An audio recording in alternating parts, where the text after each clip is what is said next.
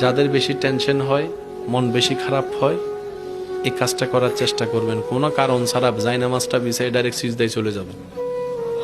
চোখটা বন্ধ করে শুধু আলহামদুলিল্লাহ আলহামদুলিল্লাহ আলহামদুলিল্লাহ, কোনো কারণ ছাড়া শুধু আলহামদুলিল্লাহ বলতে থাকবেন।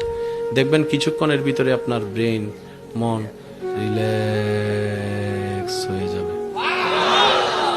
অন্য জায়গায় বলে যে কাজ সেটা শেষ হয় না কেন? সিজদা এমন একটা নিয়ামত, একবার যদি প্রেমে পইড়া যান আর উঠতে ইচ্ছা করবে না। অনেক বান্দা বলে যে আল্লাহ সিজদা অবস্থায় মৃত্যু দিও, যেন আমি হাসরের ময়দানে সিজদা অবস্থায় তোমার দরবারে উঠতে পারি।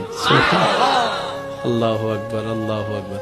সেজন্য যত সিজদা দিবেন তত কপাল দামি হবে, যত সিজদা দিবেন তত আপনার শরীর মজবুত হবে, যত সিজদা দিবেন রবের দরবারে তত আপনার ঈমানি শক্তি বেড়ে যাবে।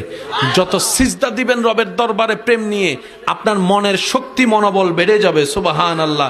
আপনি যত মন থেকে রবের দরবারে সিজদা দিতে পারবেন, অকল্পনীয় নিয়ামত পেতেই থাকবেন, পেতেই থাকবেন, পেতেই থাকবেন। রব কখনোই কারো জিনিস বাকি রাখে, যে যদ্দুর দেয় তারে 10 ডবল আরো বাড়াই দেয়।